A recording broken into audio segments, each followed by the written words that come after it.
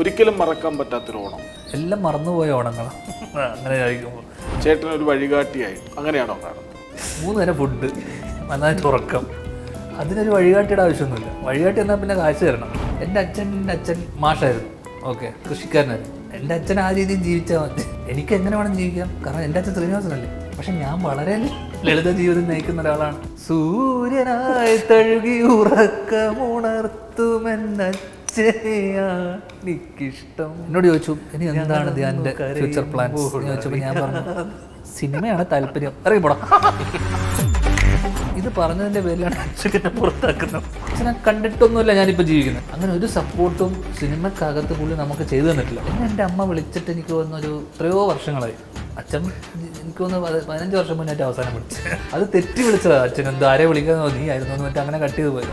പക്ഷെ എല്ലാ ദിവസവും വിളിക്കുന്ന ഒരു മോൻ അവർക്കുണ്ട്, മൂത്ത മോൻ. എന്നുവെച്ചാൽ എന്നെ വീട്ടിൽ കൂടുതലും വരാതെ എന്നെ കേറ്റില്ല കാലിൽ ഓടിക്കുമെന്ന് പറഞ്ഞ വീട്ടിൽ നിന്നാണ് ഞാൻ ഇപ്പോഴും അവസ്ഥ. ഇങ്ങനെയാണോ ജീവിച്ച് പോകുന്നത്? അതിലൊരു മാറ്റവും വരുത്താതെ എല്ലാ ദിവസവും ഓണം പോലെ ആഘോഷിച്ച് അതേ രീതിയിൽ തന്നെ മുന്നോട്ട് പോകുന്ന ഒരാൾ. അത്ര പണ്ട് തിരുത്താൻ പറഞ്ഞവരെ ഇപ്പൊ തിരുത്തുകയാണ്. അതെ, അത്ര അല്ലല്ല. പറ്റുന്ന പല കാര്യങ്ങളുണ്ട് ഞാൻ ചെയ്യാത്ത. നമ്മള് പറയാൻ വിട്ടുപോയതാണ് അമ്മ. അമ്മയെ കുറിച്ച് പറഞ്ഞതിന്റെ പേരിലാണ് വീട്ടിൽ ഏറ്റവും പ്രശ്നങ്ങൾ ഉണ്ടായത്. ഇന്റർവ്യൂ മൊത്തം അമ്മയെ പറ്റി പറഞ്ഞതിന്റെ പേരിലാണ് 70 വയസ്സിൽ ഡിപ്രഷനിലായി പോയ ആളാണ്. ഇതൊക്കെ ചേട്ടൻ കാണില്ല? പുള്ളി കാണില്ല. കാരണം പുള്ളി എല്ലാ അമ്പലം പറമ്പ് എല്ലാം പരിപാടിയായിട്ട് നടക്കുക.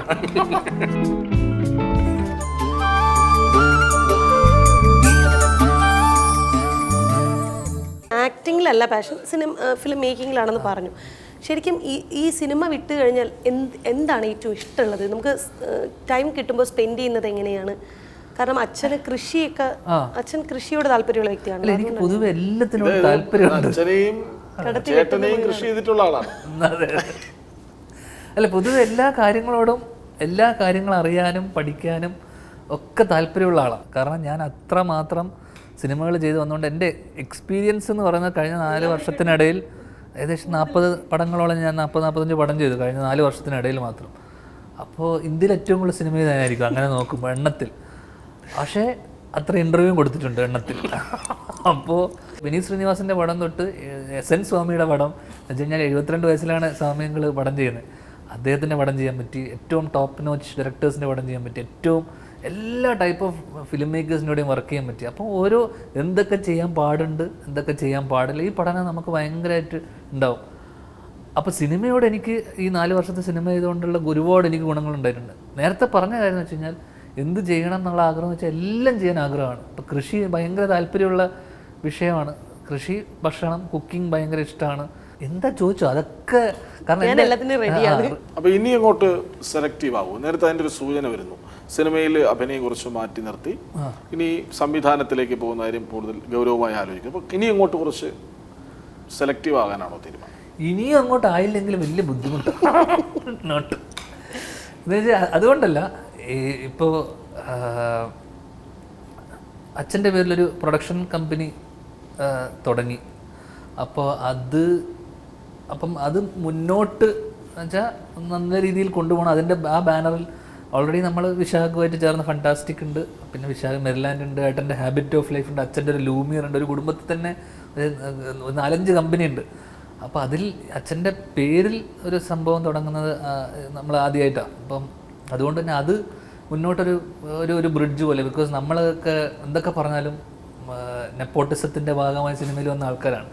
അപ്പോൾ അതിൻ്റെ ഒരു കോൺസെപ്റ്റിനെ നമ്മൾ ആലോചിച്ച് വെച്ചാൽ നമ്മളൊരു പുറമേയുള്ള എത്രയോ ആൾക്കാർ നല്ല നല്ല കഥകളും അല്ലെങ്കിൽ നല്ല നല്ല റൈറ്റേഴ്സ് അല്ലെങ്കിൽ നല്ല നല്ല നടന്മാർ, നായികമാർ, അല്ലെങ്കിൽ ഇവരെയൊക്കെ കൊണ്ടുവന്നൊരു ബ്രിഡ്ജ് പോലെ, അല്ലെങ്കിൽ അത്തരത്തിൽ പുറത്തുള്ള ആൾക്കാർക്ക് ഒരു ഓപ്പർച്യൂണിറ്റി കൊടുക്കാം എന്നുള്ള രീതിയിലൊരു വലിയ രീതിയിലൊരു വലിയ സ്കെയിലുള്ള സിനിമകൾ, എല്ലാ തരം സിനിമകളും ചെയ്യാൻ പറ്റുന്നൊരു കമ്പനിയാക്കി അച്ഛൻ്റെ ആ കമ്പനി ഒന്ന് ഫ്ലറിഷ് ചെയ്യണം എന്നുള്ളൊരു ആഗ്രഹമുണ്ട്.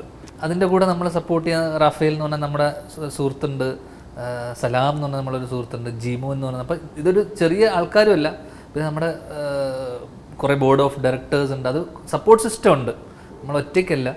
അപ്പോൾ അവരെല്ലാവരും കൂടെ ഉള്ളത് കൊണ്ട് എന്താ പറയണ്ടത്, നന്നായിട്ട് തന്നെ അപ്പോൾ അതിൻ്റെ ഭാഗമായിട്ടുള്ള കഥകൾ കേൾക്കുന്നു, കഥകൾ ആലോചിക്കുന്നു. അതാണൊരു ആഗ്രഹമുള്ളത്, വലിയ രീതിയിൽ സിനിമയിൽ ചെയ്യണം എന്നുള്ളത്. പിന്നെ നേരത്തെ പറഞ്ഞ പോലെ വല്ലപ്പോഴും വരുന്ന സിനിമകൾ അഭിനയിച്ചു. അത് ഇന്ന സിനിമ റോള് അങ്ങനെയൊന്നുമില്ല. എനിക്ക് എന്ത് കിട്ടിയാലും ആര് വിളിച്ചാലും നാളെ ചേട്ടൻ ഡയറക്റ്റ് ചെയ്യണം ഞാൻ വരും, ഡയറക്റ്റ് ചെയ്യണം ഞാൻ വരും, ആ ചേട്ടൻ ഡയറക്റ്റ് ചെയ്യണം, ആര് വിളിച്ചാലും ഞാൻ വരും. നമ്മുടെ അതൊരു ജോലിയായിട്ട് മാത്രം കാണുന്നു. മറ്റേത് ഫിലിം മേക്കിങ്ങിനെ സംബന്ധിച്ചിടത്തോളം വല്ലപ്പോഴും ഈ പറഞ്ഞ പോലെ നല്ല കഥകൾ വരുവാണെങ്കിൽ അല്ലെങ്കിൽ 2 വർഷം കൂടുമ്പോൾ ഒരു സിനിമ സംവിധാനം ചെയ്യണം എന്നുള്ള ആഗ്രഹം, വേറെ ഒന്നുമില്ല. ഈ കമ്പനി മുന്നോട്ട് എങ്ങനെ നന്നായിട്ട് കൊണ്ടുപോകും എന്നുള്ളതാണ് ഇപ്പോൾ ഉള്ള ചിന്ത. അപ്പം അടുത്ത ശ്രമം ഇപ്പം അച്ഛൻ്റെ പേരിൽ ഒരു പ്രൊഡക്ഷൻ കമ്പനി, അപ്പോൾ ഇനിയിപ്പോൾ കുറച്ച് ഗൗരവത്തിൽ മുമ്പോട്ട് പോകാൻ തീരുമാനിക്കുന്നു. അങ്ങനെയെങ്കിൽ നമ്മൾ ഈ പറഞ്ഞ മോഹൻലാൽ അല്ലെങ്കിൽ മറ്റാരെങ്കിലും അങ്ങനെ ഒരു സിനിമയുടെ ഉത്തരവാദിത്വം ഇപ്പോൾ തലയിലുണ്ടോ? ഉത്തരവാദിത്വം എന്ന് വെച്ച് കഴിഞ്ഞാൽ ഞാൻ നേരത്തെ പറഞ്ഞില്ല, ഇതിങ്ങനെ പലര് വഴിക്കും പലരോടായിട്ട് ഇങ്ങനെ പറഞ്ഞ് ഞാൻ ഇടക്കാലത്ത് ഇപ്പം കുറേ കഥകൾ ആലോചിച്ച കൂട്ടത്തിൽ ഒരു കഥ ലാൽ സാറിന് വേണ്ടിയിട്ട് ഇങ്ങനെ നമ്മൾ പുള്ളിക്ക് വേണ്ടിയിട്ടായിട്ട് ആലോചിച്ചൊരു സാധനം ഞാനൊരു കഴിഞ്ഞ സ്ഥലത്ത് പറയുകയും ചെയ്തു. എന്ന് വെച്ച് കഴിഞ്ഞാൽ ഒരു ലാലേട്ടനെ സെലിബ്രേറ്റ് ചെയ്യുന്ന അല്ലെങ്കിൽ ഒരു ചോട്ടാ മുംബൈ പോലത്തെയോ അല്ലെങ്കിൽ അങ്ങനെ ഒരു വലിയ സെലിബ്രേഷൻ ഉള്ള ഒരു വലിയ സിനിമയാണ് ആലോചിച്ചത്. അത് ഞാൻ കുറച്ച് മാസങ്ങൾക്ക് മുന്നേ വിശാഖിനോട് ഇങ്ങനെ മെറിലാൻഡിലെ വിശാഖിനോട് ഇങ്ങനെ പറഞ്ഞപ്പോൾ അവൻ നമുക്ക് നമുക്കൊന്ന് വർക്ക് ചെയ്തിട്ട്, അപ്പോൾ അത് വർക്ക് ചെയ്തിട്ട് ഇപ്പോൾ 2 മാസമായിട്ട് അതിൻ്റെ എഴുത്തും പരിപാടികളൊക്കെ ഒന്നും പറഞ്ഞിട്ടില്ല. അപ്പം അത് എന്താ പറയണ്ടത്, ആഗ്രഹം മാത്രമാണ്. ഒരു ഇന്റർവ്യൂല് സുചിത്ര മോഹൻലാൽ പറഞ്ഞിരുന്നു, ഞാൻ ധ്യാൻ്റെ ഒരു ഇന്റർവ്യൂവും വിടാറില്ല, അതുകൊണ്ട് എന്തായാലും ലാലേട്ടൻ്റെ അടുത്ത് എത്തിക്കാണും. അത് അവർക്കൊക്കെ അറിയാം, എല്ലാവർക്കും അറിയാം, അതൊക്കെ അറിയാം. പക്ഷെ ഞാൻ പോണല്ലോ കഥയും, അതാണല്ലോ വലിയ. രാജുവേട്ടനെ വിളിച്ചിട്ട് പൃഥ്വിരാജിനെ വിളിച്ചിട്ട് ഇതേപോലെ പുള്ളിനെ വിളിച്ച് എനിക്ക് തോന്നുന്നു ഞാൻ കഴിഞ്ഞ 1-2 വർഷമായിട്ട് പുള്ളിനെ 1 വർഷത്തിന് മുകളിലായിട്ട് ഞാൻ ഒരു കഥ ആലോചിച്ചിട്ട് അത് ഓൾമോസ്റ്റ് കഴിഞ്ഞിരിക്കുന്നൊരു സംഭവം. അത് ഞാൻ ഇതുവരെ എനിക്ക് തോന്നുന്നു ഞാൻ കഴിഞ്ഞ 6 മാസം മുന്നേ അവസാനം ഞാൻ പലപ്പോഴായിട്ട് ഞാൻ അദ്ദേഹത്തിന് മെസ്സേജ് അയക്കാറുണ്ട്.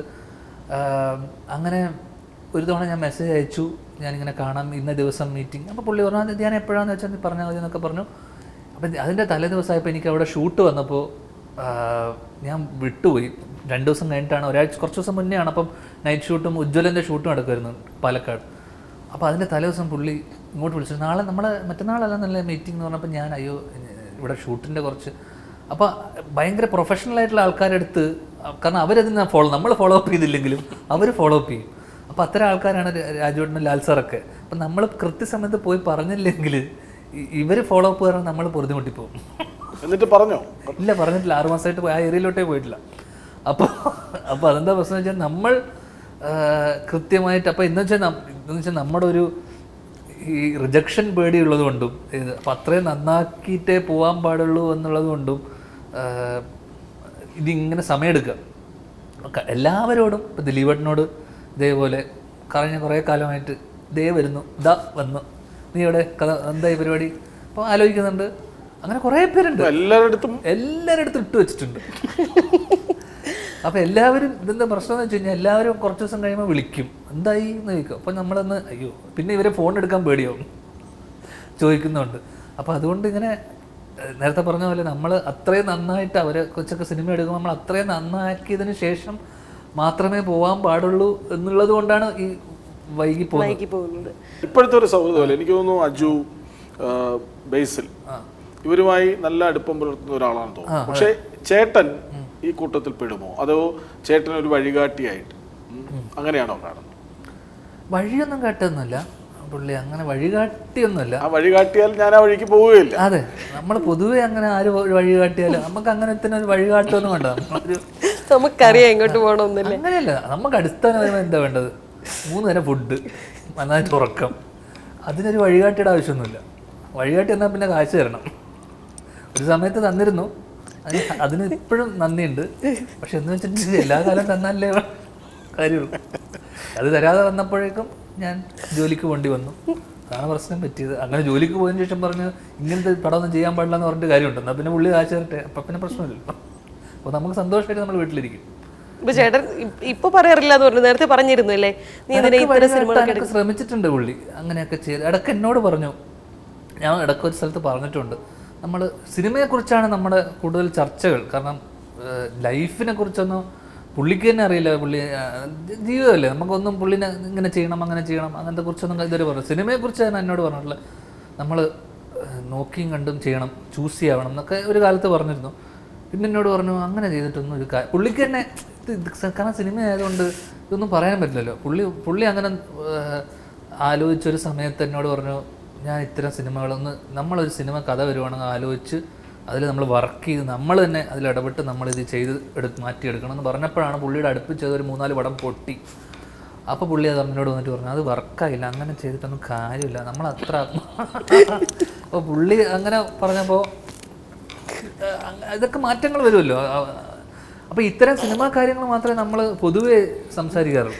അല്ലെങ്കിൽ ജീവിതത്തിൽ ഇപ്പോൾ എനിക്ക് തോന്നുന്നു അങ്ങനെ കാര്യങ്ങൾ പറയാനുള്ളൊരു കാര്യമൊന്നുമില്ല. ഞാൻ ആക്ച്വലി പുള്ളിനേക്കാൾ നന്നായി ജീവിക്കുന്നുണ്ട് ഇപ്പോൾ.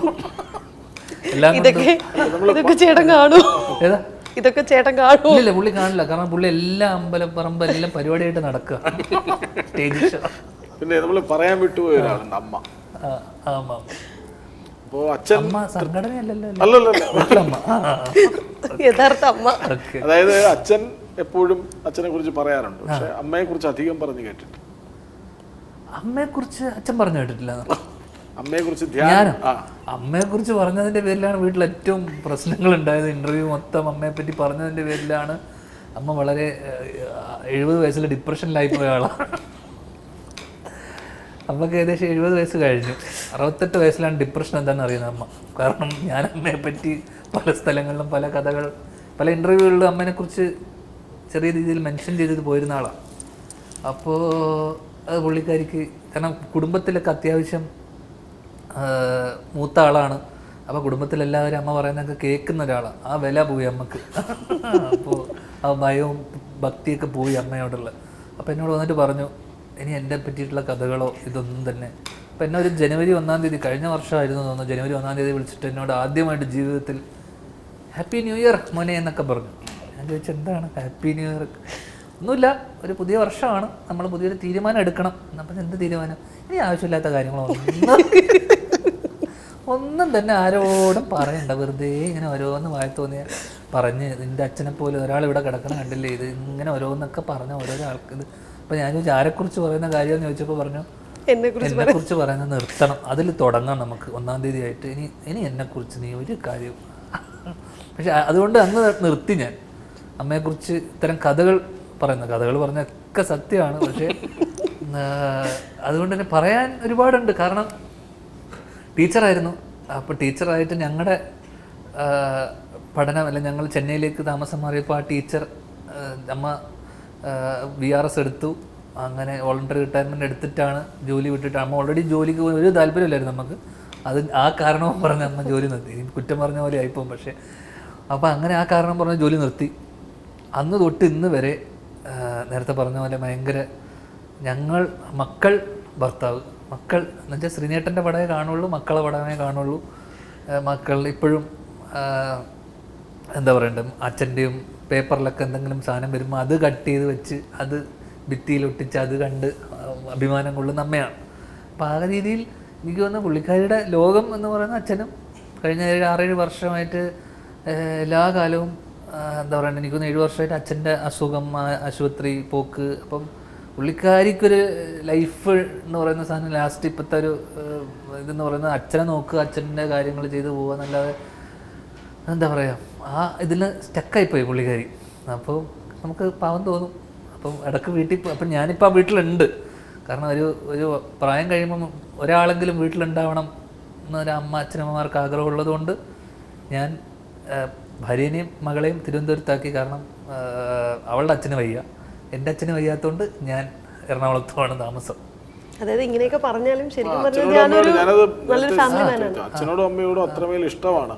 പക്ഷെ അത് പുറത്ത് തമാശ രൂപേണൊക്കെ പറയും, ഉള്ളത് പറയുമെങ്കിലും അത് സ്വാഭാവികമായിട്ടും ഇപ്പം നമുക്ക് എന്ത് പ്രശ്നം ഉണ്ടെങ്കിലും സ്വത്ത് തർക്കമോ എന്തെങ്കിലും പ്രശ്നം ഉണ്ടെങ്കിൽ തന്നെ ഉള്ളിൻ്റെ ഉള്ളിൽ അച്ഛനും അമ്മയോട് എനിക്ക് അത്ര പ്രശ്നമൊന്നുമില്ല, എനിക്ക് തരാമെന്നൊക്കെ പറഞ്ഞിട്ടുണ്ട് വീടും സ്ഥലമൊക്കെ. അപ്പോൾ എനിക്ക് അത്ര വിരോധം തോന്നേണ്ട കാര്യമില്ല. അപ്പോൾ ഇല്ല, ഇനി അച്ഛനമ്മയെന്ന് പറയുന്നത് നമ്മളെ സംബന്ധിച്ചിടത്തോളം നമ്മുടെ അച്ഛനും അമ്മയല്ലേ. അപ്പോൾ പിന്നെ വേറെ ആരുടെ അല്ലല്ലോ. പിന്നെ അവരെ ആ വീട്ടിൽ അവർ മാത്രമേ ഉള്ളൂ. അപ്പോൾ അവർക്ക് നമ്മൾ വരുമ്പോഴാണ്, അല്ലെങ്കിൽ എന്നെ ഭയങ്കര കാര്യമാണ് 2 പേർക്കും. അപ്പോൾ അത് നേരിട്ട് കാണിക്കൂലെങ്കിലും അച്ഛൻ തീരെ കാണിക്കില്ല. പക്ഷെ അവനെവിടെ എന്താണ് എന്നൊക്കെ പറഞ്ഞിട്ടപ്പോൾ എൻ്റെ ശബ്ദം കേട്ടാൽ വന്ന് അവിടെ വന്ന് റൂമിൽ നിന്ന് വന്ന് അവിടെ ഇരുന്ന് സംസാരിക്കാനൊക്കെ ഭയങ്കര ഇഷ്ടമാണ്. അപ്പം എല്ലാ ദിവസവും എന്നെക്കുറിച്ച് ചോദിക്കുകയും ഏട്ടനെക്കുറിച്ച് വലിയ അന്വേഷിച്ചില്ലെങ്കിലും എന്നെക്കുറിച്ച് എല്ലാ ദിവസവും അന്വേഷിക്കും. അവനവിടെ എന്താണ് പോകുന്നത് ചെയ്യുന്നത്. പിന്നെ എന്നെ കളിയാക്കാൻ ഭയങ്കര ഇഷ്ടമാണ്. ഞാൻ എന്തെങ്കിലും തിരിച്ചു പറയും. ഞാൻ ഒന്നും പറയാറില്ല, പക്ഷേ ഞാൻ തിരിച്ചെന്തെങ്കിലും പറഞ്ഞാൽ പിന്നെ കൂടിപ്പോവും. അവിടെ ഞാനൊന്നും പറയാറില്ല. അതുകൊണ്ട് പുള്ളി ഇപ്പോഴും എന്നും ജയിച്ചു തന്നെ നിൽക്കട്ടെ എന്ന് വെച്ച് ഞാൻ വിട്ടുകൊടുക്കും. ധ്യാൻ്റെ കുട്ടിക്കാലം ഒരുപക്ഷെ അച്ഛൻ ഏറ്റവും കൂടുതൽ സിനിമയുമായി ചേർന്ന് നിൽക്കുന്ന സമയം, ഒരുപാട് എഴുതുന്ന സമയം, ആ കാലത്തൊക്കെ ഞാൻ പുള്ളിനെ കണ്ടിട്ടേ ഇല്ല. അതുകൊണ്ടായിരിക്കും ചിലപ്പോൾ പുള്ളിക്ക് അങ്ങനെ നന്നായി എഴുതാനൊക്കെ പറ്റിയിട്ടുണ്ടാവും. കാരണം നമ്മൾ ആ സമയത്തൊന്നും തന്നെ പുള്ളി വീട്ടിലേ വന്നിട്ടില്ല. അപ്പോൾ അതുകൊണ്ട് തന്നെ എനിക്ക് തോന്നുന്നു നമുക്ക് ഓർമ്മയിലൊരു ഓണക്കാലമോ അച്ഛനുമായിട്ട് ഇപ്പോഴുള്ള ഓണക്കാലമൊന്നും നമുക്ക് ഇല്ല. ഒരു കാലത്തും പുള്ളി വീട്ടിലുണ്ടായ ഒരു ഓണമോ അല്ലെങ്കിൽ ഓർമ്മയോ ഒന്നും എൻ്റെ ഓർമ്മയിൽ പോലും ഇല്ല. കാരണം പുള്ളി ആ സമയത്തൊക്കെ ഷൂട്ടിലും ഇതിലൊക്കെ തന്നെ. കാരണം എനിക്ക് തോന്നുന്നു 86 തൊട്ടിട്ട് 95 ഒരു 10 വർഷത്തിനിടയിൽ എനിക്ക് തോന്നുന്നു പുള്ളി 10-40 സിനിമ എഴുതിയിട്ടുണ്ട്. ആ സമയത്തൊക്കെ കുറേ സിനിമകൾ എഴുതിയിട്ടുണ്ട്. അപ്പോൾ ഈ എഴുത്തും എല്ലാം കൂടെ കൊണ്ടുപോകാൻ ആ സമയത്തൊരു ബാലൻസ് കീപ്പ് ചെയ്യാൻ പുള്ളിക്ക് ശ്രമിച്ചിട്ടുണ്ടാവും, പക്ഷെ നടന്നിട്ടുണ്ടാവില്ല. പക്ഷേ പിന്നീട് നമ്മൾ ചെന്നൈയിലൊക്കെ താമസം മാറിയ സമയത്തൊക്കെയാണ് പുള്ളി നമ്മളുമായിട്ട് കുറച്ച് അടുക്കുന്നതും അല്ലെങ്കിൽ നമ്മളുമായിട്ടൊന്ന് സംസാരിച്ചു തുടങ്ങുന്നത്. ആ സമയത്താണ് ഈ തരം ഞങ്ങൾ തമ്മിലുള്ളൊരു സൗഹൃദ സംഭാഷണത്തിനിടയിലാണ് സിനിമക്കാരി ചർച്ചകളും സിനിമയെക്കുറിച്ച് എന്തും തുറന്നു പറയാം, എൻ്റെ സിനിമയെ വിമർശിക്കൂ എന്നൊക്കെ പറഞ്ഞ് വിമർശിച്ചു തുടങ്ങിയപ്പോൾ ആ ബന്ധം അവിടെ തീർന്നു. വിമർശനങ്ങൾക്കൊന്നും ഓപ്പൺ അല്ല, എന്ത് ചെയ്യാൻ പറ്റും. ഏറ്റവും സുന്ദരമായ ഇപ്പോഴും പ്രസക്തിയുള്ള സറ്റയർ സിനിമയുടെ എഴുത്തുകാരനാണ് അച്ഛൻ. അതെ. സത്യൻ അന്തിക്കാട്, ശ്രീനിവാസൻ. ധ്യാൻ എന്തായാലും ഒരു സിനിമ ആലോചിക്കുന്നുണ്ട്. ധ്യാൻ പറയുന്നതെല്ലാം വളരെ സറ്റയറിക്കലാണ്. എന്തുകൊണ്ട് അച്ഛനോടുള്ള സ്നേഹത്തിൻ്റെ ആഴം പറയാൻ സന്ദേശത്തിന് ഒരു രണ്ടാം ഭാഗം അത് ധ്യാൻ്റെ എഴുത്തിൽ നിന്നായാലോ? സന്ദേശത്തിന് രണ്ടാം ഭാഗം എന്നൊക്കെ പറഞ്ഞ ആ പുള്ളി ജനിച്ച് വളർന്ന ആ പുള്ളിയുടെ അനുഭവങ്ങളും പുള്ളിക്ക് ആ ഞങ്ങളുടെ നാട് എന്ന് പറയുമ്പോൾ തന്നെ അതൊരു കണ്ണൂരിലുള്ള ഒരു പാർട്ടി ഗ്രാമമാണത്. അപ്പോൾ അച്ഛൻ കണ്ടു വളർന്ന ആൾക്കാരും അനുഭവങ്ങളും അതിൽ നിന്നുണ്ടായതാണ് സന്ദേശം എന്ന് പറഞ്ഞ സിനിമ. അത്തരം അനുഭവങ്ങളൊന്നും നമുക്ക് ഉണ്ടായിട്ടില്ല. ഞങ്ങൾ ജനിച്ചത് നാട്ടിലാണെങ്കിലും പിന്നീട് വളർന്നതൊക്കെ ചെന്നൈയിലാണ്. അപ്പോൾ ഇവിടുത്തെ ഒരു പൊളിറ്റിക്കൽ സിനാരിയോനും പൊളിറ്റിക്കൽ കാര്യത്തിനെക്കുറിച്ചൊന്നും എനിക്കും ചേട്ടനൊന്നും തന്നെ ഈ പേപ്പറിലും വാർത്തയിലും വരുന്നതിനെക്കുറിച്ചിനപ്പുറം ഡീപ്പായിട്ടുള്ളൊരു നോളജോ അല്ല ഒന്നും നമുക്കില്ല. ഇപ്പോഴത്തെ അവസ്ഥകളൊക്കെ നമ്മൾ വാർത്തയിൽ വായിക്കുന്നതിനെക്കുറിച്ചെല്ലാം നമുക്കറിയില്ല. അച്ഛൻ അതിനൊക്കെ അനുഭവിച്ചറിഞ്ഞതും അത്തരം പ്രശ്നങ്ങളൊക്കെ. ഇപ്പം വരവേൽപ്പ് എന്ന് പറഞ്ഞ സിനിമ ബസ് വാങ്ങിച്ചത് അച്ഛൻ്റെ തന്നെ കഥയാണ്. സന്മനസ്സുള്ളവർക്ക് സമാധാനവും അച്ഛൻ്റെ ജീവിതത്തിൽ നിന്നുണ്ടായിട്ടുള്ള. അപ്പോൾ സന്ദേശമൊക്കെ തന്നെ ഇത്തരം സിനിമകളൊക്കെ തന്നെ അച്ഛൻ അറിയാവുന്നതും അച്ഛൻ കണ്ടിട്ടുള്ളതും ആയിട്ടുള്ള ചുറ്റുപാടിൽ നിന്നുണ്ടായ സിനിമകളാണ്. അതുകൊണ്ട് തന്നെ സന്ദേശത്തിനൊരു സീക്വൽ എന്നെക്കൊണ്ട് എഴുതാൻ പറ്റുന്നൊന്നും എനിക്ക് അങ്ങനെ ഒരു പൊളിറ്റിക്കൽ വ്യൂ ഇല്ല. പിന്നെ ആ പൊളിറ്റിക്സ് ആ സിനിമ ഇന്നും റെലവൻ്റ് ആവാൻ കാരണം ഇത്ര വർഷം കഴിഞ്ഞിട്ടും ആ അവസ്ഥയൊന്നും മാറാത്തത് കൊണ്ടാണല്ലോ. അതുകൊണ്ട് തന്നെ ആ റെലവൻസ് ഇന്നും ഉണ്ടെങ്കിൽ ഇനി അതിനെ സീക്വലും വരേണ്ട ആവശ്യമില്ല. കാരണം അത് തന്നെ ഒരു ടെക്സ്റ്റ് ബുക്കാണ്. ഇന്നത്തെ എത്ര കാലം കഴിഞ്ഞാലും പ്രത്യേകിച്ച് ഈ പൊളിറ്റിക്സിൽ വലിയ മാറ്റമൊന്നും വരില്ല എന്നുള്ളതിന് ഏറ്റവും വലിയ ഉദാഹരണമാണ് ആ സിനിമ ഇന്നും ചേട്ടനടക്കം സംസാരിക്കുന്നതിന് കാരണം. ഇപ്പോൾ പുള്ളി അന്നൊരു ഇൻ്റർവ്യൂവിൽ പറഞ്ഞൊരു കാര്യം എനിക്കിപ്പോഴും ഓർമ്മ. എല്ലാ പാർട്ടിയും മുന്നോട്ട് വയ്ക്കുന്നത് ജനസേവയും ജനങ്ങളെ സംരക്ഷിക്കുക ഇതൊക്കെ. എന്നാൽ പിന്നെ ഒരു പാർട്ടി ഉണ്ടായാൽ പോരെ, എല്ലാവരും ഒരുമിച്ചൊക്കെ സഹായിച്ചാൽ പോരെ.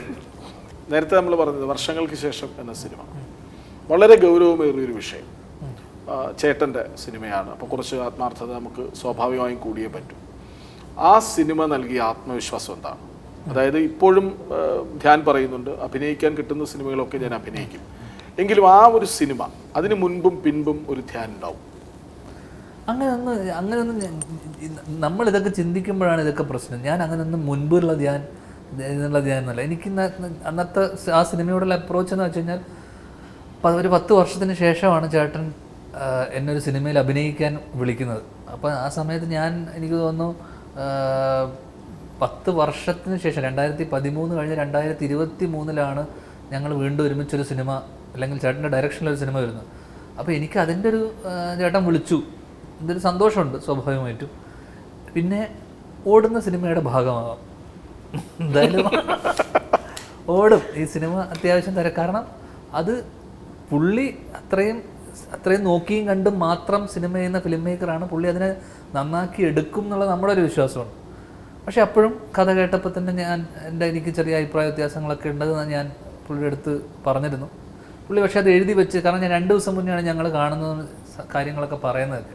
അപ്പം അന്ന് അത് മാറ്റാനൊന്നും പുള്ളി തയ്യാറായില്ല. കുറച്ച് കാര്യങ്ങളൊക്കെ ചില ചേഞ്ചസ് വരുത്തി എന്നല്ല, അത് പുള്ളി ചോദിച്ചുകൊണ്ട് മാത്രമാണ് പറഞ്ഞത്. അല്ലെങ്കിലും നമ്മളെ സംബന്ധിച്ചിടത്തോളം അത് പോയിട്ട് അഭിനയിക്കുക എന്നുള്ളത് മാത്രമേ ഉള്ളൂ. അപ്പോൾ എനിക്ക് അപ്പോഴും നേരത്തെ പറഞ്ഞ പോലെ ഡൗട്ട് എന്ന് പറയുന്നത് ഈ സിനിമ എങ്ങനെ ആൾക്കാരെടുക്കും, ഇത് എത്ര വലിയ വിജയമാവും, ഇതൊക്കെയായിരുന്നു എൻ്റെ ഡൗട്ട്.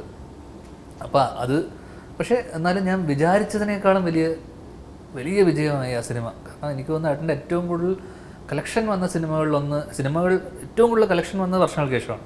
അത് കഴിഞ്ഞിട്ടേ ഉള്ളൂ ഹൃദയവും ബാക്കിയുള്ള ഏത് സിനിമകളും. അപ്പോൾ ആ രീതിയിൽ എനിക്ക് മുൻപും പിൻപും എൻ്റെ ഇതൊന്നുമില്ല. കാരണം ഞാൻ അത് കഴിഞ്ഞ് അവിടെ നിന്ന് ഇറങ്ങി വരുമ്പോൾ അത് കഴിഞ്ഞ് നെക്സ്റ്റ് ഡേ വേറെ സിനിമയുടെ ഷൂട്ടിന് പോവുക.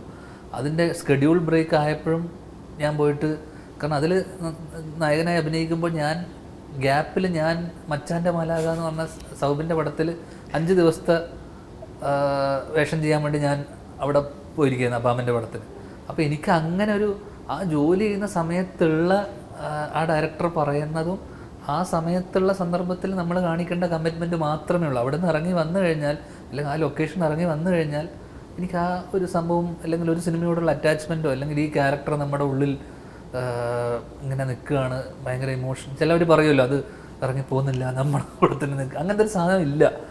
അത് ഞാൻ ഓവർ ദ ഇയേഴ്സ് അല്ലെങ്കിൽ എൻ്റെ വർക്ക് അങ്ങനെയാണ്, ഞാൻ ജോലി ചെയ്ത രീതി അങ്ങനെയാണ്. അതുകൊണ്ട് തന്നെ ഞാൻ ഭയങ്കര യൂസ്ഡ് ആയി ആ കാര്യങ്ങൾ. അപ്പോൾ അതുകൊണ്ട് തന്നെ എനിക്ക് അല്ലെങ്കിൽ അത്രയും ഫോക്കസ് ചെയ്ത് നമ്മളൊരു സിനിമ മാത്രം എടുത്ത് ആ കഥാപാത്രത്തിൽ തന്നെ 6 മാസം 5 മാസം നമ്മൾ വർക്ക് ചെയ്ത് പലപ്പോഴും സിനിമ ചെയ്യുന്ന അല്ലെങ്കിൽ ഒരു വർഷത്തിൽ 2-3 സിനിമ ചെയ്യുന്ന ആൾക്കാർക്ക് ആ പ്രശ്നം ഉണ്ടാവും. എനിക്ക് ആ പ്രശ്നമില്ല. മുൻപും പിൻപും എന്ന് പറഞ്ഞ ചിന്തയില്ല, മുൻപും ഇല്ല പിൻപും ഇല്ല. ശരി, അപ്പോൾ ഓണത്തെക്കുറിച്ച് നമുക്ക് പറഞ്ഞു പോകാൻ തോന്നുന്നു. കുറേ നാള് അച്ഛൻ കുട്ടിക്കാലത്തൊന്നും ഓണത്തിനൊപ്പം ഉണ്ടായിരുന്നില്ല. പിന്നീട് എപ്പോഴാണ് ഒരിക്കലും മറക്കാൻ പറ്റാത്തൊരു ഓണം? ഒരിക്കലും മറക്കാൻ പറ്റാത്തൊരു ഓണം ഇല്ല. അങ്ങനൊരു എല്ലാം മറന്നുപോയ ഓണങ്ങളാണ് അങ്ങനെ കഴിക്കുമ്പോൾ. പിന്നെ എനിക്ക് അങ്ങനെ ഒരു ആഘോഷം അല്ലെങ്കിൽ എല്ലാ ദിവസവും ഓണമാണെന്ന് ആഘോഷിക്കണം എന്ന് ചിന്തിക്കുന്ന ആളാണ് പൊതുവെ.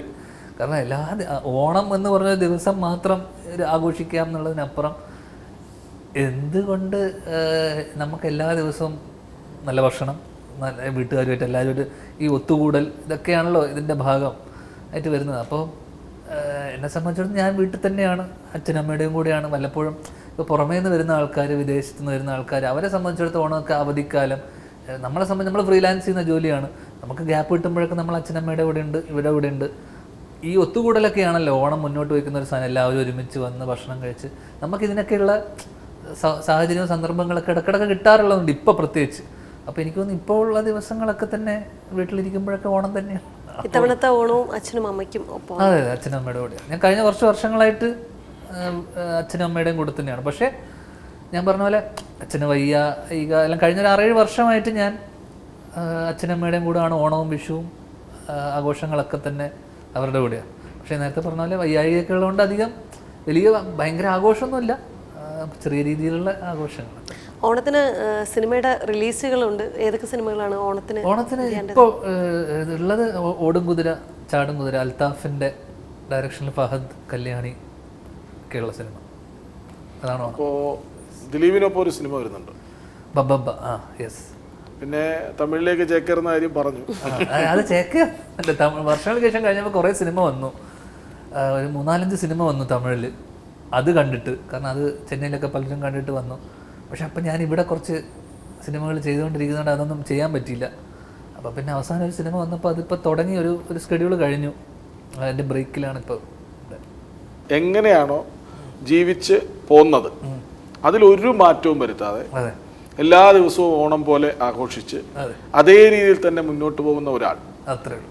പണ്ട് തിരുത്താൻ പറഞ്ഞവരെ ഇപ്പൊ തിരുത്തുകയാണ്. അതെ, അത്രേ ഉള്ളൂ.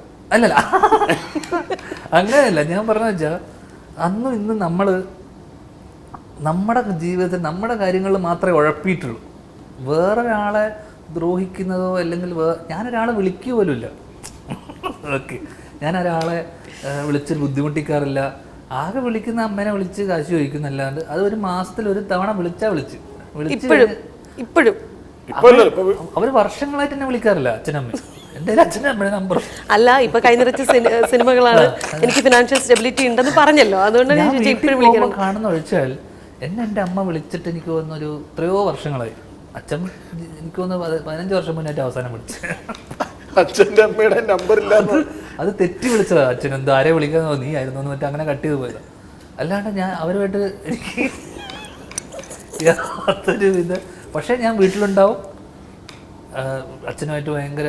പക്ഷെ എല്ലാ ദിവസവും വിളിക്കുന്ന ഒരു മോൻ അവർക്കുണ്ട്, മൂത്ത മോൻ. അദ്ദേഹം എല്ലാ ദിവസവും വിളിക്കും. പുള്ളി വീട്ടിലേക്ക് വരൂല്ലെങ്കിലും എല്ലാ ദിവസവും വിളിക്കും. ഞാൻ വീട്ടിലുണ്ടാവും, ഒരിക്കലും വിളിക്കാറില്ല. ഇപ്പം വിളിക്കണമെന്നില്ലല്ലോ, വീട്ടിൽ നമ്മളുണ്ടല്ലോ. വീട്ടിലുണ്ടാവും, അവർ അവിടുത്തെ ഫുഡൊക്കെ കഴിക്കും, വല്ലപ്പോഴും അവരെന്തെങ്കിലും പറയുമ്പോൾ സംസാരിക്കും. അവർക്കൊരു ആശ്വാസമാണല്ലോ, നമ്മളൊരാളെ മകൻ അവിടെ ഉണ്ടാവും, എനിക്കൊരു സന്തോഷം. കൊച്ചിയിലായിരിക്കും ഒരു പ്രത്യേകതരം ബന്ധം. കൊച്ചിയിലായിരിക്കുമ്പോ ഇപ്പൊ ഒറ്റയ്ക്കിരിക്കുകയാണ്, അപ്പൊ അച്ഛനും അമ്മയുണ്ട്, ഫ്രീ ആയിരിക്കുന്ന സമയത്ത് അപ്പൊ എന്താ സിനിമ ആലോചനകൾ മാത്രമാണോ? ഞാനല്ലേ അങ്ങനെ ഒരു ആലോചനയും ഇല്ല എന്നുള്ളതാണ്. ഇന്നിപ്പോൾ രാവിലെ ആയി, ഇപ്പോൾ ഉച്ചയായി, ഉച്ചക്ക് എന്ത് കഴിക്കാം, അതാണ് ആലോചന. പിന്നെ ഒന്ന് ഉറങ്ങണം.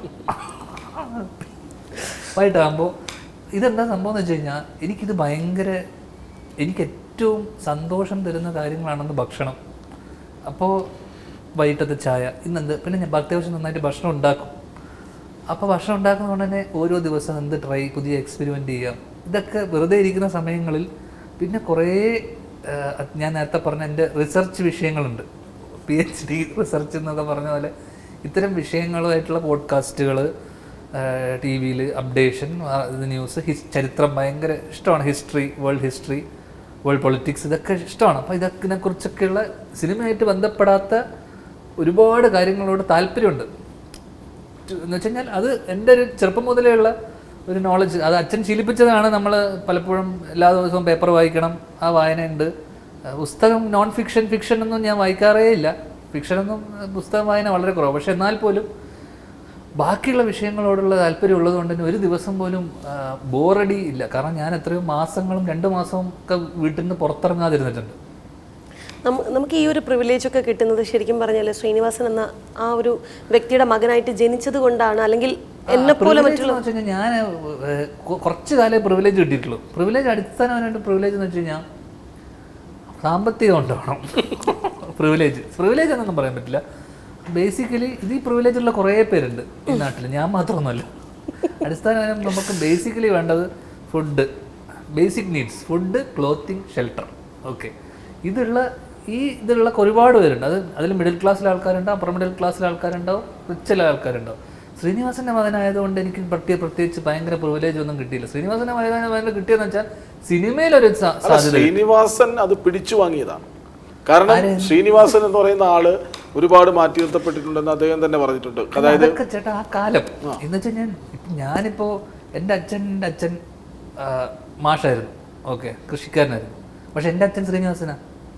എൻ്റെ അച്ഛൻ ആ രീതിയിൽ ജീവിച്ചാൽ മതി, വളരെ ലളിതമായി ജീവിച്ചാൽ മതി. പക്ഷേ എനിക്ക് എങ്ങനെ വേണം ജീവിക്കാം, കാരണം എൻ്റെ അച്ഛൻ ശ്രീനിവാസനല്ലേ. പക്ഷെ ഞാൻ വളരെ ലളിത ജീവിതം നയിക്കുന്ന ഒരാളാണ്. കാരണം പുറത്തു പോകുന്നില്ല, കൂട്ടുകെട്ടുകളില്ല, ഫുഡും താമസവും തന്നാൽ മതി. ഏറ്റവും കൂടുതൽ സ്പെൻഡ് ചെയ്യുന്നത് എന്തിനു വേണ്ടിയിട്ടാണ്? ഈ ഫുഡിന് വേണ്ടി സ്പെൻഡ് ചെയ്യാറില്ല. എന്ന് വെച്ച് കഴിഞ്ഞാൽ ചിലവില്ല ആക്ച്വലി അങ്ങനെ നോക്കുമ്പോൾ. കാരണം ഞാൻ വീട്ടിൽ നിന്ന് തന്നെ അത്യാവശ്യം ഭക്ഷണം കഴിക്കുന്ന ആളാണ്. അപ്പോൾ പക്ഷെ വീട്ടിൽ നിന്ന് കഴിക്കുമ്പോൾ ഒരുപാട് കഴിക്കും എന്ന് മാത്രം. അപ്പോൾ നേരത്തെ പറഞ്ഞ പോലെ ഇത് നമ്മൾ വളരെ ലളിതമായി നമ്മുടെ ജീവിതം കണ്ടു കഴിഞ്ഞ് കഴിഞ്ഞാൽ നമ്മുടെ അപ്രോച്ചാണ് ലൈഫിനോടുള്ളത്. അതാണ് ഞാൻ പറഞ്ഞു വരുന്നുള്ളത്. എന്ന് വെച്ച് കഴിഞ്ഞാൽ അന്നും ഇന്നും ഞാൻ പഠനം പൂർത്തിയാക്കാത്തത് കൊണ്ട് വീട്ടിൽ അച്ഛനുമായിട്ടുള്ള ചെറിയ ഇത് വന്നു, പഠനം പൂർത്തിയാക്കിയില്ല. നേരത്തെ പ്രിവിലേജ് എന്ന് പറഞ്ഞൊരു വാക്കുണ്ടല്ലോ, ഈ പ്രിവിലേജ് ഒരു പ്രായം വരെ നമുക്ക് കിട്ടുള്ളൂ വീട്ടുകാരെടുത്തു നിന്ന്. എന്ന് വെച്ച് കഴിഞ്ഞാൽ ആ പ്രായം വരെ എനിക്ക് ആ പ്രിവിലേജ് ഉള്ളൂ. നേരത്തെ പറഞ്ഞ ഒരു 23-24 വരെയാണ് എനിക്ക് ആ പ്രിവിലേജുകളും വീട്ടിൽ നിന്ന് കാശ് തരുന്നതൊക്കെ ഉള്ളത്. വൺസ് ഒരു 23-22 വയസ്സ് കഴിഞ്ഞാൽ വീട്ടിൽ അമ്മയൊന്ന് ചവിട്ടും, ഇനി നീ ഇതാക്കുമെന്ന് പറയും.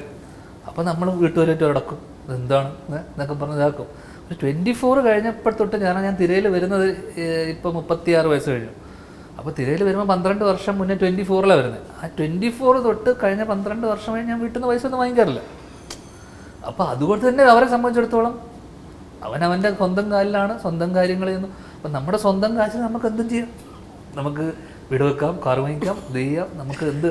അപ്പോൾ ഈ പ്രിവിലേജ് നമുക്ക് തുടക്കത്തിൽ കിട്ടും. സിനിമയെ സംബന്ധിച്ചിടത്തോളം സിനിമയിലാണ് ഉദ്ദേശിച്ചതെങ്കിൽ ഈ പ്രിവിലേജ് നേരത്തെ പറഞ്ഞ പോലെ നെപ്പോട്ടിസത്തിൻ്റെ ഭാഗമായി നമുക്കൊരിത് കിട്ടും. പക്ഷെ തുടർന്ന് നമുക്ക് സിനിമയൊന്നും കിട്ടില്ല. തുടർന്ന് സിനിമ കിട്ടണമെങ്കിൽ നമ്മുടെ ബന്ധങ്ങൾ, നമ്മളാൾക്കാരുമായിട്ടുള്ള ഇടപഴകൽ, നമ്മളെങ്ങനെയാണ്, പിന്നെ തരക്കേടില്ലാതെ അഭിനയിച്ച് പോയാൽ തന്നെ കുറച്ച് സാധനം കിട്ടും. പിന്നെ ഇതെല്ലാ കാലവും ഇതൊന്നും ഉണ്ടാവില്ല. അപ്പോൾ ഇതൊക്കെ നമുക്ക് ബോധ്യം ഉണ്ടാവണം. അപ്പോൾ ചുരുങ്ങിയ കാലത്തിനുള്ളിൽ നമ്മൾ എന്ത് ചെയ്യണം എന്ന് വെച്ച് കഴിഞ്ഞാൽ ഇതൊന്ന് ഉപദേശമായിട്ട് നടക്കുന്നത് കിട്ടും. എന്നാൽ പോലും ചുരുങ്ങിയ കാലയളവിൽ നമുക്ക് ജീവിക്കാനുള്ളൊരു ചുറ്റുപാട് അല്ലെങ്കിൽ ആ ഒരു സാധനം ഉണ്ടാക്കി എടുത്തു കഴിഞ്ഞാൽ ഞാൻ ചിന്തിച്ച കാര്യം ഞാൻ പറയണം. പിന്നീട് നമുക്ക് ഇഷ്ടമുള്ള കാര്യങ്ങൾ ചെയ്യാം. പക്ഷേ കഴിഞ്ഞ 12 വർഷമായിട്ട് ഞാൻ ചെയ്തത് നേരത്തെ പറഞ്ഞ പോലെ ഒരു സെക്യൂരിറ്റി ഉണ്ടാക്കിയെടുത്താൽ, കാരണം ഇവരെ ഡിപ്പെൻഡ് ചെയ്യണ്ട, അവരിൽ നിന്ന് വേണ്ട, നേരത്തെ പറഞ്ഞ പോലെ സാമ്പത്തികത്തിന് വേണ്ടി അവരെ ഡിപ്പെൻഡ് ചെയ്യണ്ട. കഴിഞ്ഞ 12 ഇയേഴ്സായിട്ട് അത് ചെയ്യുന്നില്ല. അപ്പോൾ പിന്നെ നമുക്കൊരു പ്രായം കഴിഞ്ഞ് കഴിഞ്ഞാൽ നമ്മൾ സെൽഫ് സഫിഷ്യൻ്റ് ആയിക്കഴിഞ്ഞാൽ നമുക്ക് നമ്മുടെ ഇഷ്ടങ്ങളും നേരത്തെ പറഞ്ഞ പോലെ നമുക്ക് സമയമെടുത്ത് നമുക്ക് സ്വന്തം കാര്യങ്ങൾ ചെയ്യാൻ പറ്റും. നമുക്ക് ഇഷ്ടമുള്ള കാര്യങ്ങൾ ചെയ്യാൻ പറ്റുക എന്നുള്ളതാണ് ഏറ്റവും വലിയ കാര്യം ഞാൻ വിശ്വസിക്കുന്നു. അപ്പോൾ ഇനി അങ്ങോട്ട് മുന്നോട്ട് ഈ പറയുന്ന കാര്യങ്ങളൊക്കെ ഡിസ്കവർ ചെയ്യണം, എക്സ്പ്ലോർ ചെയ്യണം എന്നൊക്കെയാണ്. പഠിച്ച കാര്യങ്ങൾ, അറിഞ്ഞ കാര്യങ്ങളൊക്കെ എക്സ്പ്ലോർ ചെയ്യുന്നത് നമ്മുടെ കാശിൽ, അല്ലെങ്കിൽ നമ്മൾ ഉണ്ടാക്കി വെച്ച് ഇതിനകത്ത് അവരിൽ നിന്ന് നമ്മൾ ഇനി മുന്നോട്ട്. കാരണം ഞാൻ അച്ഛനെ കണ്ടിട്ടൊന്നുമില്ല ഞാനിപ്പോൾ ജീവിക്കുന്നത്. അല്ലെങ്കിൽ കഴിഞ്ഞ അത്രയും വർഷങ്ങളായിട്ട് അച്ഛനുണ്ട്, അച്ഛൻ നമുക്കെന്ന്, കാരണം അങ്ങനെ ഒരു സപ്പോർട്ടും സിനിമക്കകത്ത് പുള്ളി നമുക്ക് ചെയ്തു തന്നിട്ടില്ല. അപ്പോൾ ഈ പ്രിവിലേജ് എന്ന് പറഞ്ഞ വാക്ക് കേൾക്കുന്നത് എനിക്ക് ഇഷ്ടമില്ല. കാരണം അങ്ങനെ ഒരു പ്രിവിലേജുകൾ കിട്ടാത്ത ഒരാളാണ് ഞാൻ. കാരണം ഞാൻ വളരെ ചെറിയ പ്രായത്തിൽ എന്നെ വീട്ടിൽ നിന്ന് പുറത്താക്കിയ ആളാണ്. അപ്പോൾ എൻ്റെ ചേട്ടൻ്റെ കല്യാണത്തിന് വിളിച്ചിട്ടില്ല. ആ വീട് ഇപ്പം ഞാൻ താമസിക്കുന്ന വീട്ടിൽ കൂടലിനെ വിളിച്ചിട്ടില്ല. അപ്പോൾ എന്നെ വന്നു കഴിഞ്ഞാൽ എൻ്റെ കാല് തല്ലി ഓടിക്കുമെന്ന് പറഞ്ഞാൽ പുള്ളി. അപ്പം പിന്നെ അത്തരം പ്രിവിലേജുകൾ എനിക്ക് എത്രയോ വർഷങ്ങൾ, കാരണം ഞാൻ എത്രയോ വർഷമായിട്ട് അവരെ കണ്ടിട്ടില്ല, അവരോട് സംസാരിച്ചിട്ടില്ല. അതുകൊണ്ടാണ് അന്ന് സംസാരിക്കാതെ പോയത് കൊണ്ടാണ് ഇത്രയും വർഷങ്ങളായിട്ട് ഇപ്പോഴും സംസാരിക്കാത്തത്. പക്ഷെ കാണുമ്പോൾ സംസാരിക്കും, അവിടെ ഉണ്ട്. അപ്പോൾ ആ പ്രിവിലേജുകളെല്ലാം നഷ്ടപ്പെട്ടൊരു സമയമുണ്ട്. അതും നമ്മുടെ തെറ്റുകുറ്റങ്ങൾ കൊണ്ടാണ്. നമ്മൾ പഠനം പൂർത്തിയാക്കാത്തത് കൊണ്ട് പുള്ളി ഒരുപാട് നമ്മളെ പഠിപ്പിക്കാൻ കഷ്ടപ്പെട്ടു. പക്ഷേ പുള്ളി തോറ്റുപോയി. എഞ്ചിനീയറിംഗ് ആയിരുന്നു പഠിച്ചതല്ലേ? അങ്ങനെയൊന്നുമില്ല. പക്ഷേ പലതും പഠിപ്പിക്കാൻ നോക്കി. പക്ഷേ എന്ത് പറ്റി, അൾട്ടിമേറ്റ്ലി അവർ ആഗ്രഹിക്കുന്നതെന്ന് വെച്ച് കഴിഞ്ഞാൽ സക്സസ്ഫുൾ ആവുക, അവരവരെ സ്വന്തം കാലിൽ നിൽക്കുക എന്നുള്ളത് മാത്രമാണല്ലോ. പിന്നെ ഏറ്റവും അവസാന കാലമൊക്കെ ആഗ്രഹിക്കുന്നത് മക്കൾ ഇനി ഒരു പണിക്കും പോയില്ലും കുഴപ്പമില്ല, വീട്ടിൽ നിന്ന് കുറച്ചാലും ഇവിടെ മക്കളൊന്ന് വീട്ടിലുണ്ടാവണമെന്ന് ആഗ്രഹിക്കും. സക്സസ്സിനപ്പുറം അവരാഗ്രഹിക്കുന്ന കാര്യങ്ങൾ ഇപ്പോൾ. അപ്പം ഞാൻ കഴിഞ്ഞ കുറച്ച് വർഷങ്ങളായിട്ട് ഞാൻ 2013 തിര കഴിഞ്ഞതിന് ശേഷമാണ് എന്നെ വീട്ടിൽ കയറ്റുന്നത്. അപ്പോൾ ഒരു സിനിമ ചെയ്തതിന് ശേഷം അന്ന് എന്നോട് പറഞ്ഞതാണ്, ഇനി എവിടെയും പോണ്ട, ഇവിടെ നിന്നോന്ന് പറഞ്ഞു. പിന്നെ വീട്ടിൽ നിന്ന് ഇറങ്ങിയിട്ടില്ല ഞാൻ. അപ്പോൾ കഴിഞ്ഞ 12 വർഷമായിട്ട് അതിനിടയിൽ നമ്മളിവിടെ ഫ്ലാറ്റ് വാങ്ങി, വേറെ സ്ഥലങ്ങളിൽ വീട് വാങ്ങിച്ചു, അതൊക്കെ ചെയ്തു. പക്ഷെ എന്നാലും ഞാൻ എൻ്റെ അച്ഛനമ്മയുടെയും കൂടെയാണ്, ആ വീട്ടിലാണ് താമസിക്കുന്നത്. എന്ന് വെച്ചാൽ എന്നെ വീട്ടിൽ കൂടുതലും വരാതെ എന്നെ കേറ്റില്ല, കാലിൽ ഓടിക്കുമെന്ന് പറഞ്ഞാൽ വീട്ടിൽ നിന്നാണ് ഞാൻ ഇപ്പോഴും താമസിക്കുന്നത്. എന്തായാലും അവര് സ്വപ്നം കണ്ട ഒരു മകനായി മാറിക്കഴിഞ്ഞു. അവരുടെ സ്വപ്നത്തിന് മേളിലാണ്. അതുകൊണ്ട് തന്നെ അങ്ങനെ ഇതാക്കരുത്. ഇഷ്ടഭക്ഷണം ചോറും കറിയൊക്കെ തന്നെയാണ്. ബിരിയാണിയോടൊരു പ്രത്യേക ഒരു താല്പര്യം ഉണ്ടെന്ന് മാത്രം. അത് നമ്മുടെ നാട്ടിൽ തലശ്ശേരി ആയതുകൊണ്ടും തലശ്ശേരി ബിരിയാണിയോട് ഒരു പ്രത്യേക ഒരു ഇഷ്ടമുണ്ട്.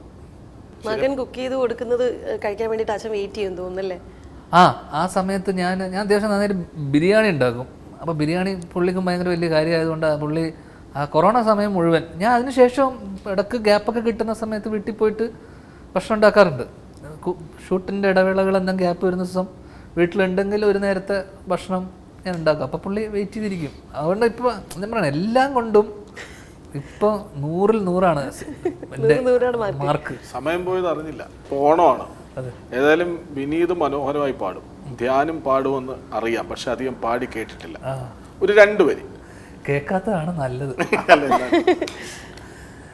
ഞാനിത് അറിഞ്ഞിരുന്ന ഞാൻ എന്തെങ്കിലും പഠിച്ചിട്ട് വരുന്നത്.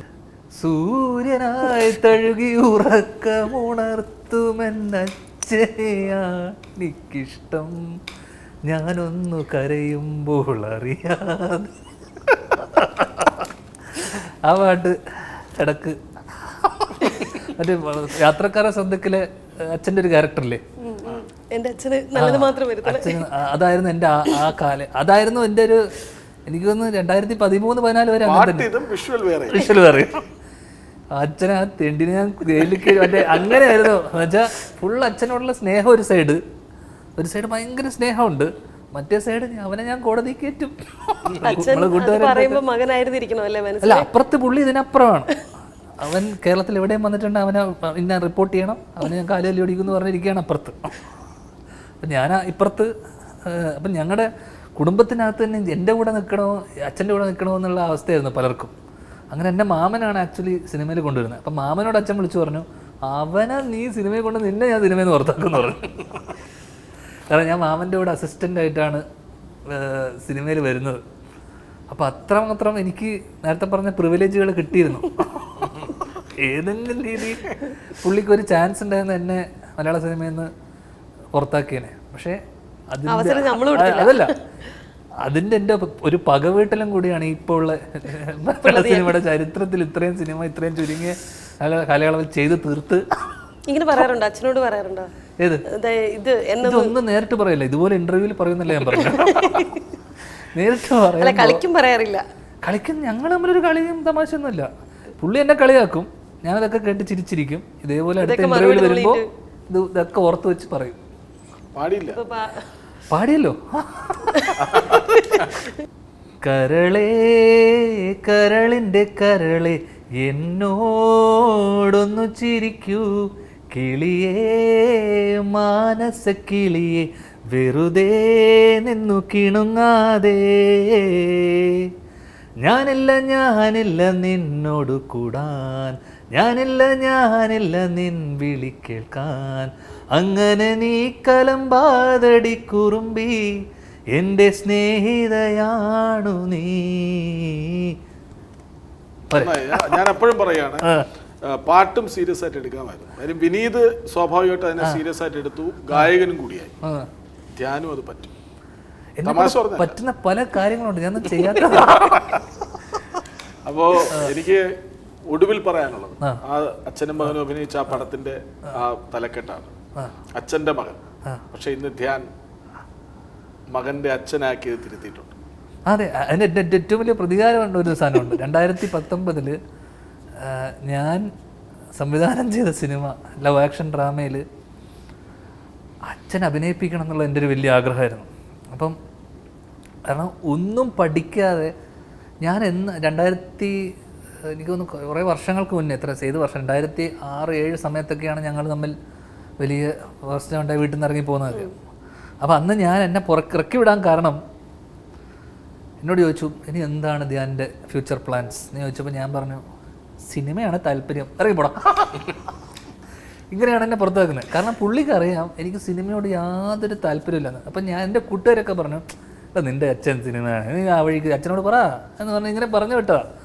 കാരണം സിനിമയോട് എനിക്ക് ഒരു ഇത് താല്പര്യമില്ലെന്ന് പുള്ളിക്കറിയാം. ഇത് പറഞ്ഞതിൻ്റെ പേരിലാണ് ആക്ച്വലി എന്നെ പുറത്താക്കുന്നത്.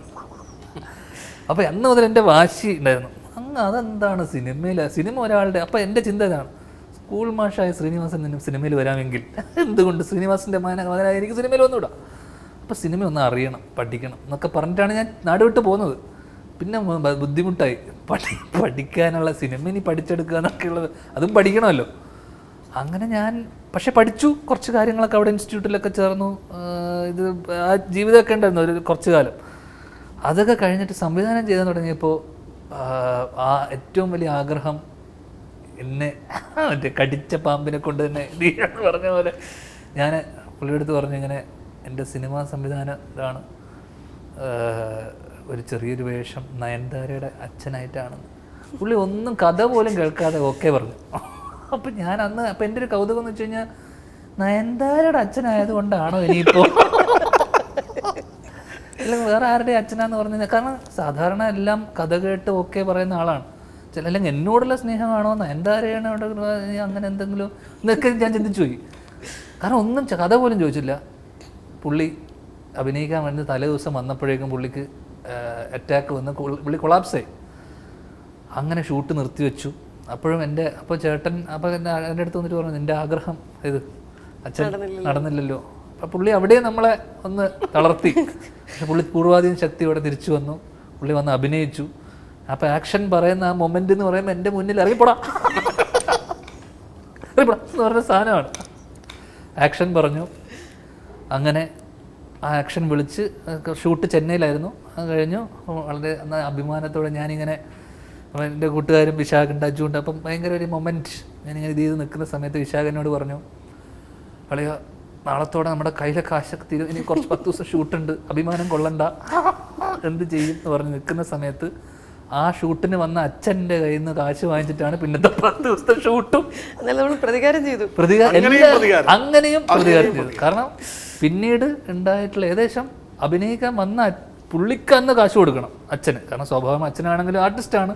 നമ്മൾ അന്ന് പേയ്മെൻറ്റ് കൊടുക്കണം എന്ന് പറഞ്ഞ ദിവസം ആ പേയ്മെൻറ്റ് കൊടുക്കാനില്ലാതായപ്പോൾ ആ കാശ് ഉൾപ്പെടെ ലക്ഷങ്ങളോളം പുള്ളി തന്നു. അങ്ങനെ പുള്ളി പൈസ തന്നിട്ടാണ് പിന്നീടുള്ള 10 ദിവസം ഷൂട്ട് തീർത്തത്. അങ്ങനെയും പ്രതികാരം കിട്ടി. എന്തായാലും വിചാരിച്ചതുപോലെയൊക്കെ കാര്യങ്ങൾ നടത്തിയെടുക്കാനുള്ള ഒരു അതെ, ഞാനത് ആ പോയിന്റ് തന്നെയാണ് ഒന്നുകൂടെ പറയുന്നത്. അതായത് എങ്ങനെയാണോ തുടർന്നത് അതുപോലെ തന്നെ മുന്നോട്ട് പോയിട്ട് എല്ലാവരെ കൊണ്ടും നല്ലത് പറയിപ്പിച്ചു. കാരണം എന്ന് വെച്ച് കഴിഞ്ഞാൽ എല്ലാ കാലവും 4 കാലേ വീഴുള്ളൂ. എങ്ങനെ പോയാലും എങ്ങനെ ഇതായാലും എവിടെ പോയാലും അങ്ങനെ ഒരു ഇതുണ്ട്. അപ്പം കഷ്ടപ്പാടുണ്ടായിരുന്നെങ്കിലും പക്ഷെ അങ്ങനെ നേരത്തെ നമുക്ക് വേണ്ടതും അതാണല്ലോ അല്ലേ. ഏതൊരു സിറ്റുവേഷൻ വന്നാലും നമ്മൾ അതെ അതെ അല്ല, തളർന്നു പോകാനുള്ള സാഹചര്യങ്ങളും അവസ്ഥകളൊക്കെ സിനിമ ചെയ്യുന്ന സമയത്ത് തന്നെ പല പല ബുദ്ധിമുട്ടുകളുണ്ട്. എല്ലാ കാലവും ഇതുണ്ടായിരുന്നു. പക്ഷേ ഞാൻ പല സ്ഥലത്തും പറഞ്ഞിട്ടുണ്ട്, ഇതൊന്നും എല്ലാ കാലവും ഇതൊക്കെ ഒരു സമയമാണല്ലോ. ഇതൊന്നും അന്ന് ഞാൻ ലോഡ്ജിൽ മാൻഷനിലൊക്കെ നിൽക്കുന്ന സമയത്ത് ഞാൻ എൻ്റെ അടുത്ത് നിൽക്കുന്ന കൂട്ടുകാരനോട് പറഞ്ഞത് ഇതൊരു ടെമ്പററി ഫേസാണ്. എന്ന് വെച്ച് കഴിഞ്ഞാൽ ജീവിതം നന്നായി വരും. അല്ല, നമ്മളതിനെ പോസിറ്റീവായിട്ട് എടുക്കുവാണെങ്കിൽ നമുക്ക് മുന്നോട്ട്. അല്ലെങ്കിൽ ഞാൻ കഴിഞ്ഞ ഇൻ്റർവ്യൂവിലും പറഞ്ഞു, നമ്മളാണ് സ്റ്റക്കായി പോകുന്നത്. ലൈഫ് സ്റ്റക്കൊന്നും ആവുന്നില്ല. നമ്മൾ മുന്നോട്ടൊരു സ്റ്റെപ്പ് എടുത്ത് വെച്ച് കഴിഞ്ഞാൽ അത് മുന്നോട്ട് പോകുക തന്നെ ചെയ്യും. നമ്മളെടുക്കുന്നതാണ് അല്ലെങ്കിൽ നമ്മുടെ തീരുമാനങ്ങളാണ് മുന്നോട്ട്. അപ്പോൾ പിന്നെ അങ്ങോട്ട് എടുത്ത തീരുമാനങ്ങളൊക്കെ വളരെ വളരെ കറക്റ്റായിരുന്നു. കറക്റ്റായെന്ന് വെച്ച് കഴിഞ്ഞാൽ ലൈഫിൻ്റെ കാര്യത്തിൽ വളരെ കറക്റ്റായിരുന്നു. സിനിമയുടെ കാര്യത്തിൽ ഇപ്പോഴും അല്ല. പക്ഷെ അവിടെ അപ്പോഴും നമുക്കൊരു നമ്മൾ എയിം ചെയ്യുന്നത് ഫിനാൻഷ്യൽ സ്റ്റെബിലിറ്റിയാണ്. അത് അല്ല, ഫിനാൻഷ്യൽ സ്റ്റെബിലിറ്റി എന്ന് വെച്ച് കഴിഞ്ഞാൽ ഒരു അത്രയും കാലം അത് മാത്രമാണെന്നല്ല. പക്ഷെ കാരണം എന്ന് വെച്ച് കഴിഞ്ഞാൽ നമ്മൾ അക്കാഡമിക്സ് നോക്കുമ്പോൾ നമ്മൾ +2 ആണ്.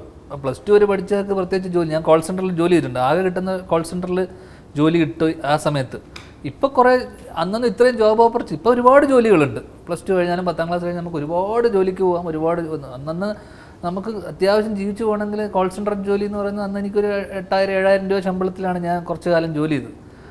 അപ്പോൾ ആ കാലയളവ് എന്ന് പറയുന്നത് വലിയ ബുദ്ധിമുട്ടുള്ള കാലം. എന്ന് വെച്ചാൽ അറ്റം മുട്ടിക്കുക എന്ന് പറയുന്നത് വലിയ പാടാണ്. കാരണം ഈ ലോഡ്ജിലെ പൈസ കൊടുക്കണം, ഭക്ഷണം, കള്ളു കുടിക്കണം, അങ്ങനെ വലിയ ചിലവാണ്. അപ്പോൾ ബുദ്ധിമുട്ടുകൾ ഈ പറഞ്ഞ പോലെ ഫിനാൻഷ്യൽ സ്റ്റെബിലിറ്റി ഉണ്ടാവണം എന്നൊക്കെ തോന്നിയത് ആ സമയത്താണ്. കാരണം പൈസ ഇല്ലെങ്കിൽ വീട്ടിൽ നിന്ന് പൈസ വാങ്ങിച്ചിട്ട് എത്ര കാലം നിന്നപ്പോൾ ഒന്നും ഒരു അറിഞ്ഞില്ല. ആ ബുദ്ധിമുട്ടുകളൊക്കെ അപ്പം അറിഞ്ഞു. അപ്പോൾ പിന്നെ സിനിമയിലൊരു അവസരം കിട്ടിയപ്പോൾ ഫസ്റ്റ് ചിന്ത തന്നെ ഇനി വീട്ടുകാരുടെ അടുത്ത് എന്തായാലും ഇനി ഊറ്റാനൊന്നും പറ്റില്ല. അപ്പോൾ പിന്നെ അവനവൻ കുറച്ച് കാശുണ്ടാക്കി കഴിഞ്ഞ് കഴിഞ്ഞാൽ പിന്നീട് നമ്മുടെ ഇഷ്ടങ്ങൾ, നമ്മുടെ ആഗ്രഹങ്ങൾ, നമുക്ക് എന്തൊക്കെ ചെയ്യണോ അതൊക്കെ ചെയ്യാം. അപ്പം ഞാൻ അപ്പോഴും ആലോചിക്കുന്നത് 35 വയസ്സ് ഒരു അച്ഛൻ ആദ്യത്തെ സിനിമ എഴുതുന്നത്, ഇപ്പം 36 ആയിട്ടുള്ളൂ. അപ്പോൾ ഇനി തുടങ്ങാം. 12-13 വർഷത്തെ അനുഭവ സമ്പത്ത്, ചുരുങ്ങിയ കാലയളവിൽ ഇത്രയും സിനിമകളുടെ സമ്പത്ത്, അനുഭവ സമ്പത്ത്. അപ്പോൾ ഞാൻ വെച്ചു ഇനി അങ്ങ് തുടങ്ങി ഒരു ഒരു ഒരു ഒരു കാര്യങ്ങളങ്ങ് ചെയ്ത് പതിയെ പതിയെ തുടങ്ങാം. അതും അച്ഛൻ്റെ സമ്മതത്തോടുകൂടി അച്ഛൻ്റെ പേരിലൊരു കമ്പനി വരെ തുടങ്ങാൻ പറ്റുമെന്ന് പറഞ്ഞാൽ അതൊരു വലിയ കാര്യമാണ്, ചെറിയ കാര്യമല്ല എന്തായാലും. അപ്പോൾ പുള്ളി അതിൻ്റെ ഭാഗമാണ്. അപ്പോൾ അത് നേരത്തെ പറഞ്ഞ പോലെ നമ്മൾ അപ്പോഴൊക്കെ ചിന്തിക്കുന്നൊരു കാര്യം, നമ്മുടെയൊക്കെ പേരിൽ വരുന്ന ഏറ്റവും വലിയ കാര്യം എന്ന് വെച്ച് കഴിഞ്ഞാൽ നിങ്ങളൊക്കെ സിനിമാക്കാരെ മക്കളെ ഇങ്ങനെ വരുന്നു, പുറത്തത്ര കഴിവുള്ള ആൾക്കാരുണ്ട്, അവർക്കൊന്നും ഒരു അവസരമില്ല, നിങ്ങളെ കാരണം ഇതാണ്. അപ്പോൾ നമ്മൾ ആ ഒരു പറച്ചിൽ നിർത്താൻ വേണ്ടി തന്നെയാണ് നമ്മൾ ഇങ്ങനെ ആദ്യത്തെ ഒരു വിഷൻ തന്നെ എന്ന് വെച്ച് കഴിഞ്ഞാൽ ഈ പുറത്ത് കഴിവുള്ള ആൾക്കാർ ആരൊക്കെയാണ്, നിങ്ങൾ വരൂ, നിങ്ങളുടെ കഴിവ് കാണിക്കുക, നമ്മൾ അതിനൊരു പ്ലാറ്റ്ഫോം ഒരുക്കുക എന്നുള്ളതാണ്. കാരണം നമുക്കും വേണ്ടത് നല്ല കഥകളും നല്ല സിനിമകളുണ്ടാവുക, അതിൻ്റെ ഭാഗമാവുക എന്നുള്ളത്. അത് ആരുടെ കഥയാണെങ്കിലും അല്ലെങ്കിൽ ആര് സംവിധാനം ചെയ്ത് നമ്മളത് വിഷയമല്ല, നല്ല പ്രൊഡക്റ്റുകൾ ഉണ്ടാവുക. മലയാള സിനിമക്ക് ആ രീതിയിൽ എന്തെങ്കിലും അതിൽ ഓർമ്മിക്കാൻ പറ്റുന്ന സിനിമകൾ ഉണ്ടാക്കിയെടുക്കാൻ പറ്റുന്ന ആര് വരുവാണെങ്കിലും ഹാപ്പിലി നമ്മൾ ഒഴിഞ്ഞു മാറി അവർക്ക് വേണ്ടി അവസരം ഉണ്ടായി കൊടുക്കുക എന്നുള്ളത് തന്നെയാണ് ഈ കമ്പനിയുടെ നമ്മൾ ഉദ്ദേശിച്ചത്. യെസ്, ഏതായാലും വളരെ സന്തോഷം. പറഞ്ഞു നിർത്തിക്കല്ലേ. അത് എനിക്ക് തോന്നുന്നു ധ്യാനുമായിട്ട് എത്ര പറഞ്ഞിരുന്നാലും നമുക്കും മടുക്കില്ല. ധ്യാനൊരു ഒഴുക്കാണ്, ഒരു സംശയമില്ല. ഏതായാലും വളരെ സന്തോഷം.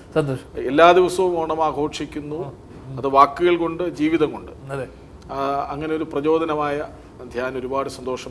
ഈ വർഷത്തെ ഓണവും അതിഗംഭീരമാകട്ടെ. എല്ലാവിധ ഓണാശംസകളും നേരുന്നു.